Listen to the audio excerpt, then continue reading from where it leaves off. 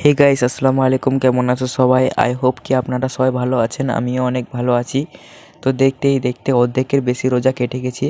এখন চলছে 26তম রোজা। আর আপনাদের রোজা কেমন কাটছে অবশ্যই কমেন্টে জানিও। তো আজকে আমাদের বাড়িতে মিলাদ আছে। আমরা প্রতি বছরই করি, তো এবারেও করব।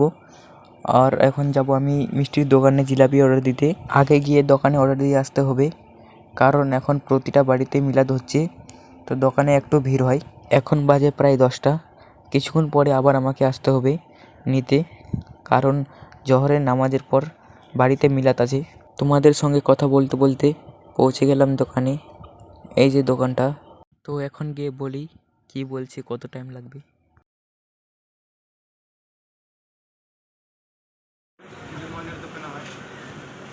এখানে হবে না, এখানে হবে না। এখানে বলতে কি এখানে একটু কাজের চাপ আছে। আমি ওখান থেকে বলে দেখবো, ওখান থেকে আবার নিয়ে চলে আসবো। তোমার এখান থেকে দিব আমি। হ্যাঁ, আমি তুই যে অন্য জায়গায় দিব। হ্যাঁ হ্যাঁ।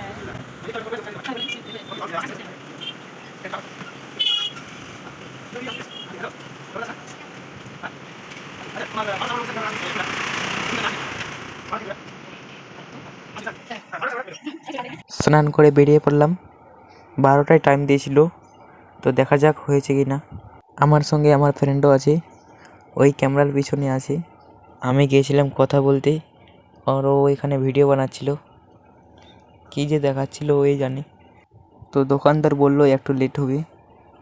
এখন কি করার আছে, অপেক্ষা করতে হবে। তো গাইস, বাইরে দেখতেই পারছো প্রচণ্ড রোদ। এই রোদ্রের মধ্যে রোজা করে বাইরে আসা একদমই ভাল লাগে না। এদিকে ওয়েট করতে করতে আমার মুখ চোখ শুকিয়ে গেছে। একটু বললে আধ ঘন্টা কাটিয়ে দিয়েছে। ফাইনালি অনেকক্ষণ ওয়েট করার পর আমার অর্ডার চলে এসেছে। এই তো জিলিপি, এর জন্য এতক্ষণ বসে থাকা। এদিকে জিলিপি পেয়ে আমি টাকা দেওয়ার কথাই ভুলে গেছিলাম। তো টাকা দিয়ে বাড়ি বেরোনো যাক। ভিউটা দেখতে খুব সুন্দর লাগছে, রাস্তার দুই পাশেই ধান। তো বাড়ি পৌঁছে জিলিপিগুলোকে বার করে নিচ্ছি। আমি এখন যাব নামাজ পড়তে। নামাজের পরেই মিলাদ হবে।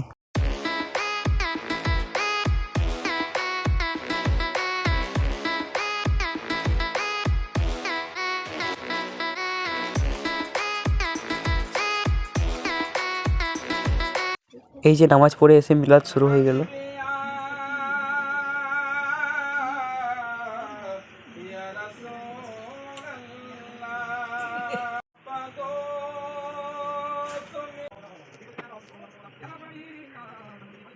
মিলাদের পর রেস্ট করছিলাম, তখনই মা বলল যে একটু স্ট্যান্ডে যা পাকোড়া আনতে ইফতারির জন্য। তো আমাকে একদমই ভালো লাগছিল না, খুব টায়ার্ড ফিল হচ্ছিল। তো আমি যেতে চাইছিলাম না। দিদি বলল থাক, যেতে হবে না, আমি বাড়িতে বানিয়ে নিব। দিদি আজকে বানাবে পেঁয়াজের পাকোড়া। তো পেঁয়াজটাকে ঝুরি ঝুরি করে কেটে নিল। তারপরে পেঁয়াজটাকে বেসন দিয়ে ভালো করে মেখে নিল। এক এক করে সব মশলাগুলো দিয়ে ভালো করে মাখিয়ে দেন ফ্রাই করে নিবে।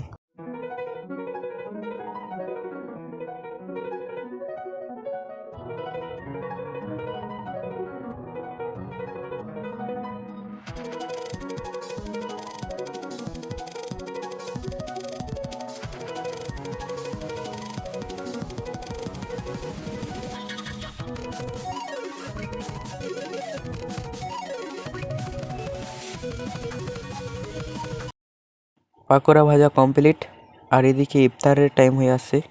এখন আমরা ইফতারি করব।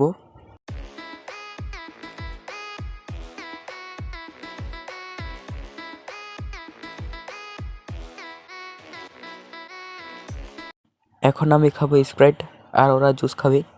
এখন আমি পাকোড়াগুলো টেস্ট করব, খেতে কেমন হয়েছে। আমার মুখের এক্সপ্রেশন দেখে তোমরা বুঝতে পেরেছো কতটা টেস্টি হয়েছে। দেখা হচ্ছে নেক্সট ব্লগে। বাই।